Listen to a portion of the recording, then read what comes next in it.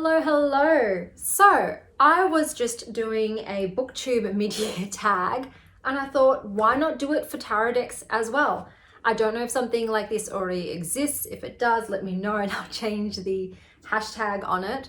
But otherwise, I just thought I'd call it the mid-year tarot tag. So basically, this is just about all of the decks that you have used this year. You can use the same deck for multiple questions. It doesn't really matter. If there's more questions you want to add to it, feel free, but let's get started. So for the first question, it is, what has been your favorite deck of this year? And for mine, I am doing the self-care deck that I made for myself. So I just made my own deck. That's the backs. That's how I edged it, multiple colors. I made my own deck to do self-care with. So I paired it with the Sacred Self-Care Oracle guidebook, and I just made my own cards because I wasn't really resonating with the imagery that was in that particular deck. So I thought, just make your own, lady. And I did. So I just got some pictures off Pinterest and made my own deck to go with it. And so it's my favorite because I made it. I picked all the pictures and it's super cute and it makes me happy. So it's definitely my favorite deck that I have worked with this year that I sort of made myself. So that is my own self-care deck. I'll leave on a better photo than that one. It's Freddie Mercury cleaning the house. I love that one, but I love all the photos. So, well, most of the photos, because I did give myself a time limit with how long I could spend going down the Pinterest hole in selecting photos. So there's probably better photos out there, but these are the ones that I just settled on just to get the deck done. So that is my best deck of this year so far that I have worked with. The next question is, which is your favorite new deck to your collection that you've gotten? So a deck that's come into your collection this year. And for me, that is the Kitten Nugget Tarot. This was a Kickstarter deck. So those are the backs and it's got the holographic silver. It's just cute. I really didn't have any expectations for this. I mostly got it because I thought, oh, my kids might love it. But I think it was really well executed in terms of the theme.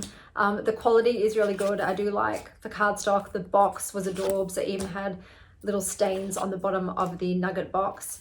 But I have liked working with it. It's got a fun energy. It's a good reader for me. And even though it's a very basic deck in terms of the artwork, I enjoy it. So this was with Kickstarter. Sometimes it's hit or miss. So whenever I get a Kickstarter deck in and it's not horrible, I am always pleasantly surprised, pretty much. I'm just expecting the worst. I'm expecting not even to get a deck at all, you know, because that's how Kickstarter can be sometimes. So that was my new to my collection deck from this year. It could be just any deck that's new to your collection. It doesn't have to be a favorite, any deck that's new to your collection. And then I had my most anticipated release. So this is one that I was really looking forward to. So I was anticipating its release and me getting the deck into my collection, and that's the Tarot of Oneness. So this was also a Kickstarter, but I didn't actually back the Kickstarter for whatever reason. And it wasn't until I saw this on everyone else's channel. So it was just everywhere. And I thought, oh, that's really fun. I don't love all of the imagery, but it is very diverse in its imagery. So some I love, some I don't love, but it's just an all-round, quite pleasing, gentle, non-confrontational deck. And once again, it's good quality and I am happy with it. So this was one that I was waiting for to come in, and it finally came in this year. Some of these are upside down. The next question is, what has been your biggest disappointment in a deck this year? So for me, that is the 78 Tarot Magical. I had not purchased any of the 78 Tarot's decks previously. So it's a multi-artist deck and I hadn't gotten any of them. And they came out with the Kickstarter and I thought, just get it. The theme was magical, which should be up my alley. It really should. But I was so disappointed, mostly in the quality, especially for an indie deck. The cardstock was not great. It is very large. A lot of the imagery in that deck, I did not like. I disliked it so much that I gifted it after a few days of use. I thought, this deck isn't for me. We're not connecting, we're not vibing. And I'm just really can't get away from the cardstock, the size and the artwork. So that was really disappointing because I'd also been eagerly awaiting to get one of these 78 tarot decks and it kind of let me down. So that was my biggest disappointment. this year in decks that I worked with. The next question is, what was the biggest surprise? So what deck really surprised you this year? And that could be for any reason, anything at all. So for me, it was the Midnight Magic Tarot. So I am a mushroom girly, I really am. But I have been let down by so many mushroom decks. I've purchased so many. This is a mass market deck. So that is one of the biggest reasons that I found it surprising, because I really did not have high expectations, but I like it. It does the job. I love the illustrations in this. I think they are very pretty.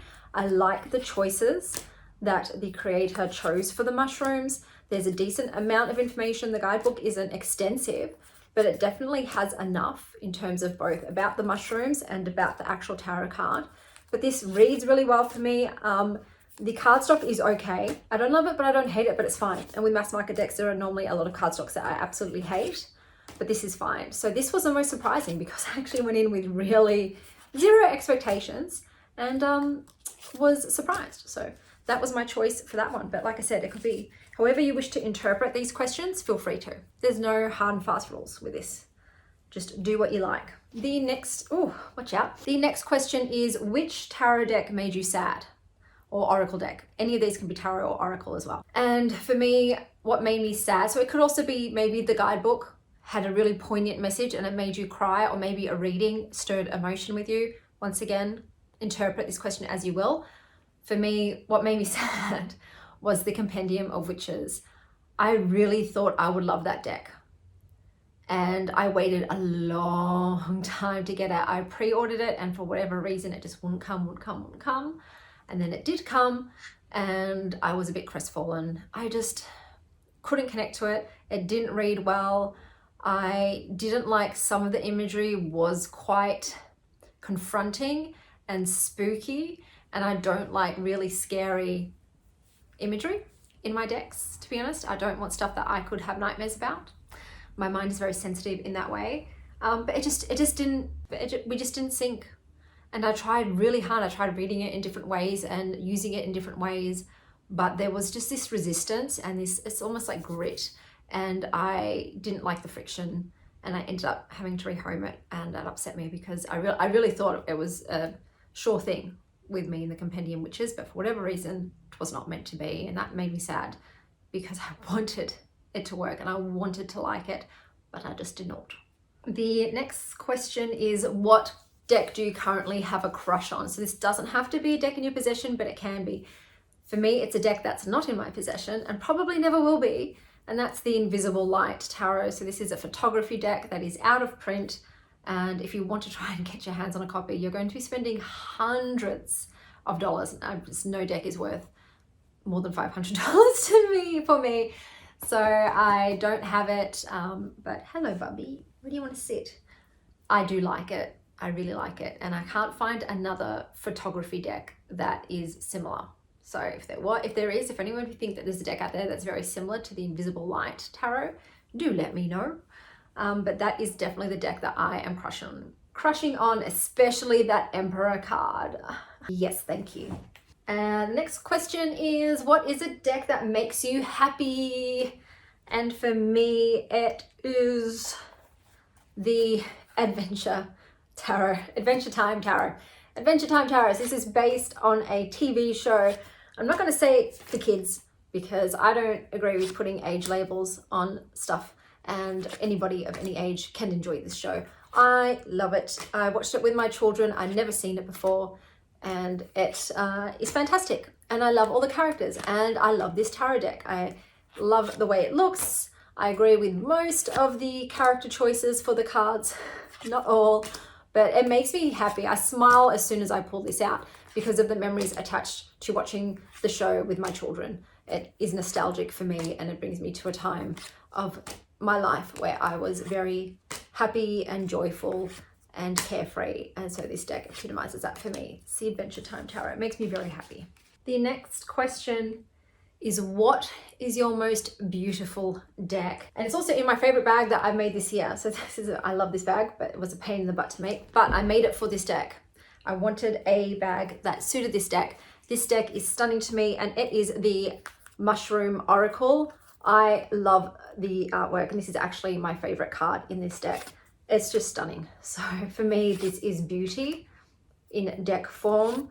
I love it. I love the moodiness and the evocativeness and the light and shadow aspects, the color story in it. I love the theme, obviously, but these little cards are like little pieces of art that I would probably be happy to have framed in my house because I think this is gorgeous. It's also like the cardstock and everything. It's very lush. It feels very decadent. But this is definitely a deck that I consider to be beautiful that I have gotten this year. So like I said, you can do decks that you have gotten this year, so new decks this year, or just decks that you have used this year. So I've done both for this. The last question is, what is a deck that you are still waiting on and will possibly get this year? So for me, that is the Victorian Fairy Tarot. This was a deck that was out of print, but they launched a Kickstarter. I backed it. It did meet their funding requirements. So I will most likely receive it this year, hopefully, possibly, but it is a deck that I am waiting on and will hopefully get. But that is all the questions. Like I said, if you have any of your own you want to add to it, go ahead. But after doing the book tag, I thought, let's do it for tarot too, and oracles. I hope that wherever you are having a magical morning, afternoon, or evening. And as always, stay wild, star child.